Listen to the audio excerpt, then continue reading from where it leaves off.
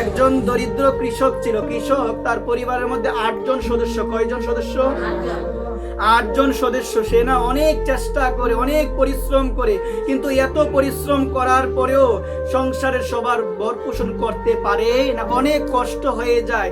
সে দিনের বেলায় কৃষিকাজ করে এবং সে চিন্তা করে, এই যে কৃষিকাজ এত কষ্ট করছি, তাহলে তো আমার তো এত কষ্ট করে সংসারের মানুষের ভালোভাবে আমি কি করতে পারছি না, ভরণ পোষণ করতে পারছি না। সে চিন্তা করলো এখন কি করা যায়। চিন্তা করার পরে সে, তার মাথার মধ্যে একটা বুদ্ধি আসলো, আমি দিনের বেলায় কৃষিকাজ করব এবং রাত্রিবেলায় আমি চুরি করব। কেন চুরি করব? কারণ সংসারের মানুষের এত মানুষ আমার সংসারে, আমি ভরণ পোষণ করতে পারছি না, ভালোভাবে পালন করতে পারছি না, এই কৃষিকাজ করে আমার সম্ভব হচ্ছে না।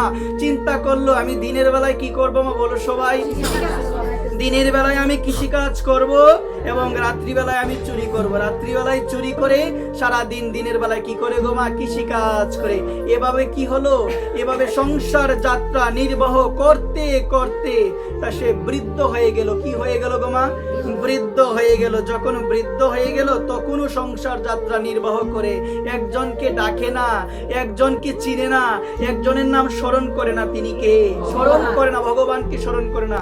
যখন বৃদ্ধ হয়েছে, দিনের বেলায় কৃষিকাজ করেছে, রাত্রিবেলায় যখন চুরি করতে গিয়েছে তাকে ধরে ফেলেছে। ধরে ফেলার পরে এমন এমন মার তাকে দিয়েছে, মার দেওয়ার পরে একদম তাকে পঙ্গু বানিয়ে দিয়েছে। একবার বাড়িতে আর আসতে পারে না। কয়েকজন মিলে তাকে ধরে নিয়ে কোথায় নিয়ে আসলো গো মা?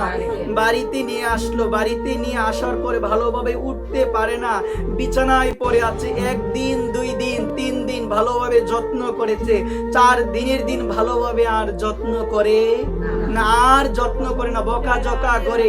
সে চিন্তা করলো, সে শুয়ে শুয়ে চিন্তা করলো, কাদের জন্য কি করলাম? আমার তো কৃষিকাজই ভালো ছিল, কৃষিকাজ করলে তো কেউ আমাকে মারধর করতো না, কেউ আমাকে মারতো না। যে সংসারের জন্য সারা জীবন দিনে করলাম কৃষিকাজ, একটু বিশ্রাম নিতে পারলাম না, রাত্রিবেলায় আমাকে চুরি করতে হয়েছে। কেন?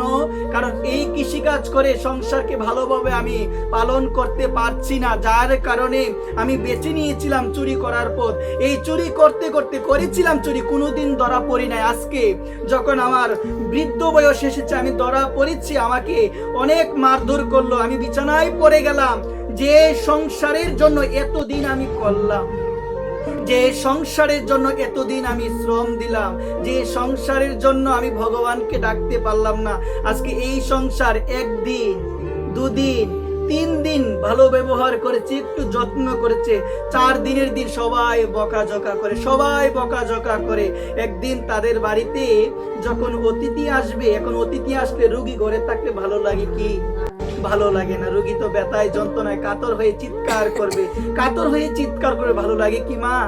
ভালো লাগে না। তখন সবাই মিলে কি করলো? তাকে ধরে নিয়ে তাদের গোয়াল ঘরে রেখে আসলো। এই জায়গাটা একটু মার্মিক কথা কি মা?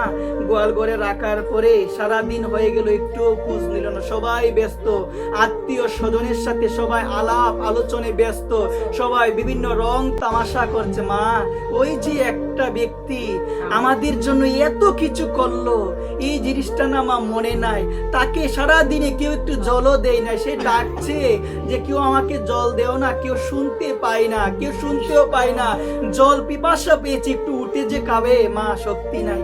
কারণ এমন মার দিয়েছে, বয়স তো হয়ে গিয়েছে, মার এমন মার দিয়েছে, বিছানা থেকে তো মা উঠতে পারে না, বিছানা থেকে উঠতে পারে না, ডাকছে, ডেকে ডেকে 2 নয়ন দেখি পরে গো মা, জল পরে। জল যখন পড়ছে 2 নয়নে, আমার ভগবানকে ডেকে ডেকে বলছে, ভগবান দাও না হাতে একটু শক্তি, নিজে জলটা নিয়ে খায়, দাও না হাতে একটু শক্তি।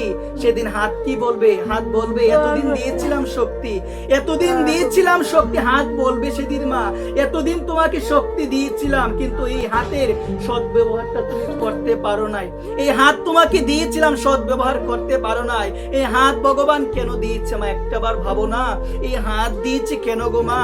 ভগবানের নাম গুণ কীর্তনে তালি দেওয়ার জন্য, ভগবানের মন্দির মার্জন করার জন্য ভগবানের এই মন্দির মার্জন করবে, ভগবানের মন্দিরে গিয়ে ঝাড়ু সেবা করবে। একবার হাত বলবে, অতদিন শক্তি দিয়েছিলাম, অনেক শক্তি দিয়েছি, কিন্তু এত শক্তি দিও তুই তোর হাতকে সৎ ব্যবহার করতে পারলি না, পারলি না।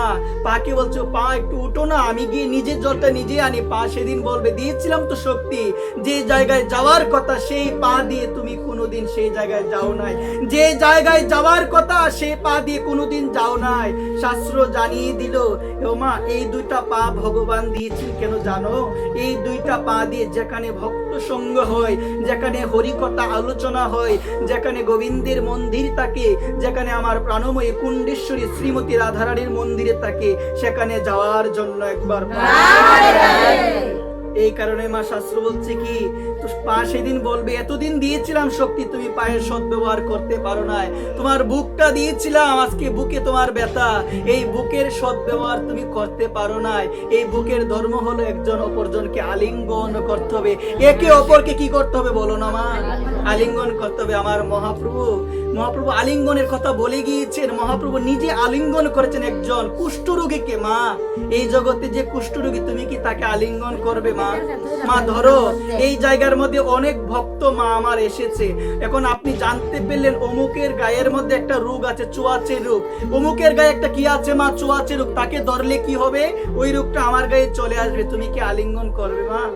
তুমি তো আলিঙ্গন করবে না। কিন্তু আমার শ্রীকৃষ্ণ চৈতন্য মহাপ্রভু, আমার গৌর সুন্দর জানিয়ে দিল, যেখানে হরিকথা আলোচনা হয়, সেখানে যখন ভক্ত সমাগম হচ্ছে, ওই ভক্তরা একে অপরকে আলিঙ্গন করে, সেখানে শত্রুতা বিচার থাকে না মা। আমি এই জায়গায় আছি,